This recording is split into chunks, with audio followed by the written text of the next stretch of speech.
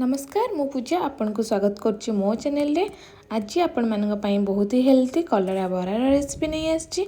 एटा बनैबा बहुत ही सहज, खाइबा को भी बहुत ही बड़ा लगे। कलरार पिताटा भी एथिरे जणा पड़ना थाए।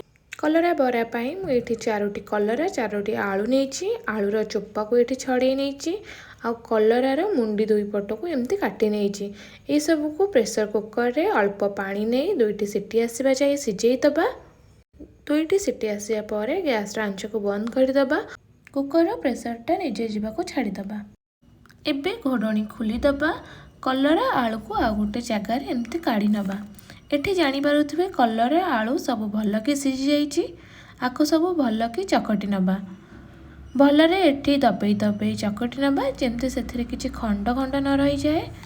एबे आमे एथिरे पकाइबा स्वाद हिसाब रे लूण, हाफ टी स्पून हल्दी, हाफ टी स्पून लंका गुंड, हाफ टी स्पून जीरा गुंड।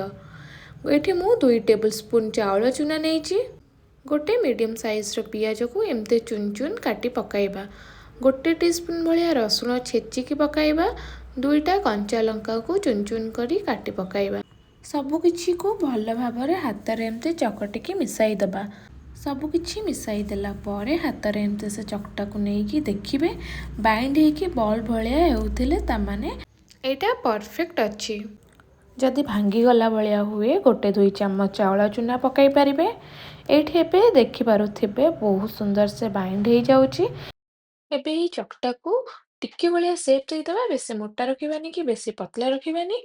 एबे गैस रे गोटे तावा बसई कि सेथिरे किछि सोरिष तेल पकाइबा। ताकू भलरे गरम हबा को छाड़ी दबा। तेलटा गरम होला परे टिके भलिया शेप करिकि रखिथिबा से चकटा को दबा।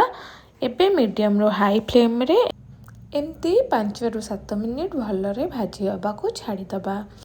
पाखापाखि 5 ରୁ 7 मिनिट परे एठी आमे बराटा उल्टाई दबा।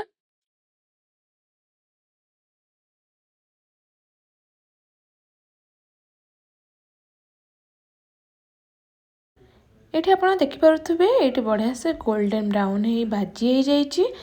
सेमती आर पट को गोल्डन ब्राउन भाजी हबा को छाड़ी दबा 5 ରୁ 7 मिनिट पई। एबे आपण देखि पारुथिबे दुई साइड बढ़िया से नाली नाली हे भाजी हे जाईची।